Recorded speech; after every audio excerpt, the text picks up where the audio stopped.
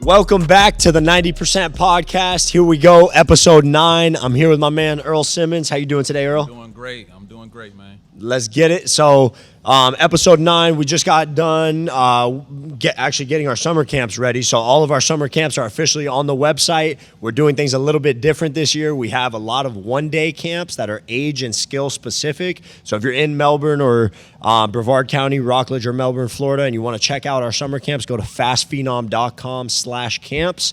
On today's episode of this podcast, episode 9 of the 90% podcast, we are going to discuss positionless basketball. Oh, yeah. Let's do it. Let's get it. You ready, Earl? Yeah, I'm ready, man. So what are your thoughts on positionless basketball? Every kid needs to train this way now. I don't care what size you are. You can be deemed as a big man and you're on your high school team, middle school team. I feel like all coaches need to be able to provide this style of training to their players. Even if it's, even if it's just 5-10 minute segments in workout where they're all at different baskets and working on positionless skills. I think it translates very well to the game today. 100%. Yeah. And I think the game has changed, as we've discussed constantly, from a long time ago to now. And so you got to train for where the game is going, not where the game was. And so exactly. Why do you think that the game has changed this way to where it's kind of a positionless game and we don't have centers and point guards necessarily? Why do you think it's changed that way? Can I say a name? Oh, yeah. Steph Curry? Yeah, and I know it's the easy answer to say.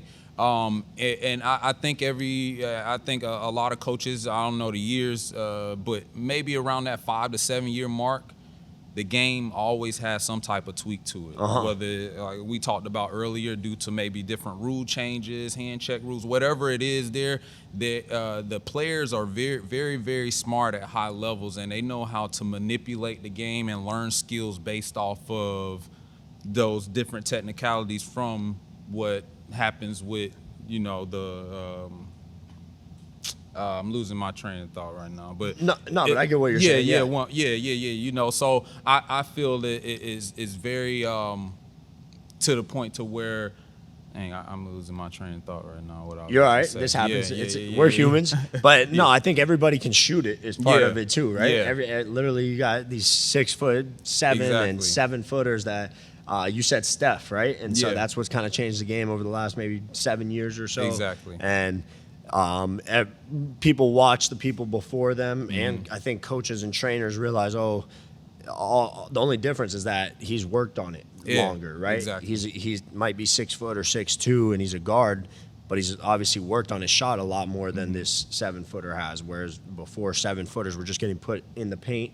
Work on your layups, work on the mic and drill, right? And now people are realizing they're not limited to just that. They should and could be doing more. Yeah, exactly. Right? I agree with that. I agree. And so what do you think, like if there's a player that is, let's call it a point guard, do you think they should be training like a big? Like, do you think they should ever work on their post moves? Yes, I do. Mid-post, definitely mid-post, because I think the footwork you do in the mid-post area is going to translate to the three-point line, to the free throw line area. I think it all translates. So spending time in sessions as a trainer, working on your footwork, your pivots, your reverse pivots, front turns, all that good stuff, I think is very beneficial. 100%. Yeah. Not only for scoring, but one thing that came to my mind that I like that you implement as a trainer a lot is passing, right? Being able to pivot and get into passes because that's for every player. It doesn't matter whether you're a point guard or a big. You need to be able to get out of situations and make clear passes. So definitely. That's huge. And then I know what I see a lot, especially in the younger games, and I think that's where us trainers come in to be able to help this, is when kids catch the ball at the three-point line and don't know what to do with it. Or they just hold on to it and they don't even know how to pivot the proper way. So learning close to the basket, getting more confident with your footwork closer to the basket, it will help translate much better once you get out to that three-point line. You'll know what to do with the ball. Absolutely. Yeah. And another big thing I think is being ambidextrous with your feet, right, and working on your post game can help with that, right? Of obviously, like we said, stretching things out here and being able to pivot off your right foot, pivot off your left foot to either get into shots or make passes. So I think that's huge. One thing that I like to talk about when it comes to positionless basketball and everybody working on their shot, we still have players that are better shooters than other players, right? And so obviously even if everybody works on their shot, there's still going to be players that are naturally inclined better from shooting from deep, and then other players that are maybe better finishers or better in the mid-range, different things like that. So if there is a player that is, let's say, not as good of a shooter from deep, do you still think that they should be working on shooting and stretching their range, or do you think they should spend their time focused on finishing or maybe getting into the mid-range? They still should be focused on finishing, but I like the simple notion, especially in this era, everybody should know how to shoot the ball. It's not saying you have to be the greatest shooter, but working on those details daily with your shot, starting close to the basket and working yourself out. I always say if you can't make, 10 to 20 shots in a row close to the basket, you probably don't need to back up yet. You need to focus on your form, detail, what's wrong with your shot. Is it your guide hand? Is it your shooting form? Is your elbow out? So all those little details, you should not move away from the basket until you perfect that. Yeah. For sure. Yeah. For me, I think it's one of those things where it's better to have it and not need it than need it and not have it. Oh, right? great, and great. If you're that's a good point. If you're a 7-footer or 6'5", whatever, even if people know you as your strength is finishing or getting into the mid range, to me, it's never going to hurt you to stretch your range and become even just 1% better of a shooter. Right? Yeah. Because honestly, 1% a year would be a great move up for as far as shooting percentage goes in the NBA. If you come into the NBA and you're shooting, let's say 35%, and you move up 1% every year, after 5 years, you're a 40% shooter now. Right? So I think it's never going to hurt to add to your game. I think there's a balance there because people can obviously succeed off of their strengths, but I think it's work on your weaknesses as well. Oh, yeah, of course, yeah. So what do you think, what comes to your mind when you think of the talk of positionless basketball? Is there any, other topics that kind of pop in your head when we say that word, positionless basketball? Topics, probably not right off the top of my head, but player right now, I'm pretty sure a lot of young people are following right now. We talked about Victor Wembanyama. He's one of those players right now. I think a lot of young players should watch, regardless of you having a growth spurt or not, because he's the definition of position. Hey, you just read my brain. I was going to say that. He's really the definition of position. I mean, how tall is he? He's 7'4". He's 7'4". That's what they have him listed as. That's what they have him listed. Okay, I'm not sure how his wingspan is, but just watching him play. He's a point guard, a center. He just dominates. He can shoot it. Like the best of them. His footwork's on point. Yeah. You watch around the league, you think about guys who were two guards 5 to 7 years ago can play the 4 now. If they were 6'6", 6'7", 6'8", that's two guards. 5 to 7 years ago, they were playing the 2. Now they can play the 4 in this era of basketball. PJ Tucker, we've seen guys like him play the 5 spot, and play small ball. So I think that's going to be implemented even in the high school game. Is going to be less post-ups unless you really have a dominant center in the high school game. But it's going to be less post-ups and more spacing of the court. I really see that a lot in the high school game. I think it's going to start getting more and more into 100%. That. Yeah.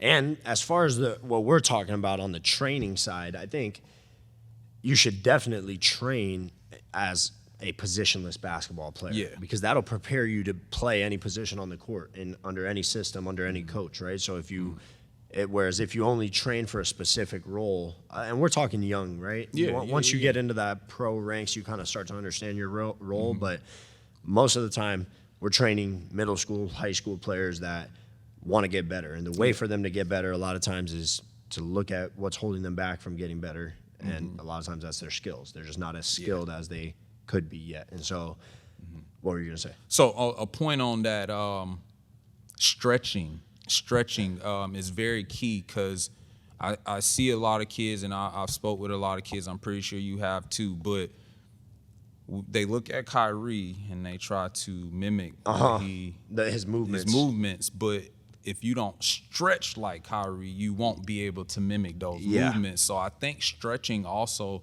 plays a role in positionless basketball. 100%. You know, If you want to be a lifting, guard or play like a guard, you got to be able to move like one. Exactly. Yep. Exactly. And that is huge, 100%, because I think a lot of players do copy what they see these players do, but they don't realize that they don't have their genetic makeup or they haven't worked for the mobility or whatever it is yet. And so, exactly. So they're not moving like a guard yet. Yeah. Right? Yeah. Which isn't to say that they can't. And that's something that I am really passionate about. Like, I don't know about you. I'm sure you've heard this, like, people may be putting limits on kids because of the way that they are now, right? And so like, I don't know. To me, there's a bunch of coaches around here that when I get on the phone with them, they want to tell me this player's never going to be able to do this. This player's never going to be able to do that.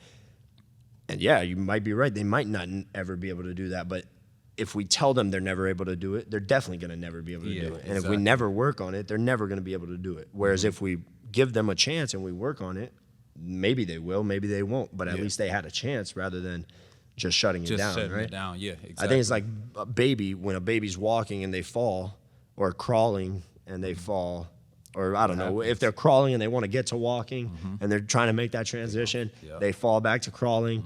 We say, oh, that baby's going to be a crawler the rest of its life. Yeah. No, we don't say that. We let them fail a couple hundred times and then eventually they become a walker, right? And so I think, to me, you got to take that risk if you want to be an overall basketball player, a positionless basketball player, and you've been training maybe as a big or as a specific role. There's going to be a big curve of where you fail and bridge that gap from where you are now to where you want to be. Exactly. Right? Exactly. So I don't know. I kind of get passionate about that because there is a lot of. I understand why though. Yeah, we don't want to limit the kids. You know what I mean? You don't. Especially in this day and age. If you told me, 10, 15 years ago, oh, I get it. Coaches can see how we train and be like, man, what are they doing? We should be working on the basics.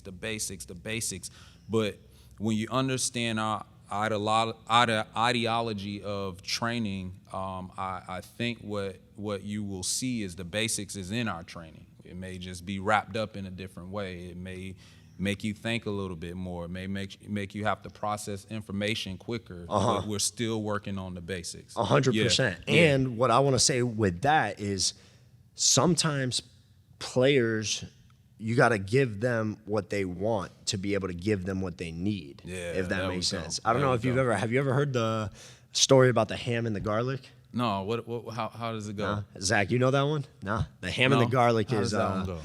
What it is pretty much there's this kid, I don't know, that tells his grandma, like, Grandma, the dog has fleas. And she's like, oh, well, you got to give the dog garlic. And garlic makes them sweat out and the fleas will get off. And then so the boy tries to give the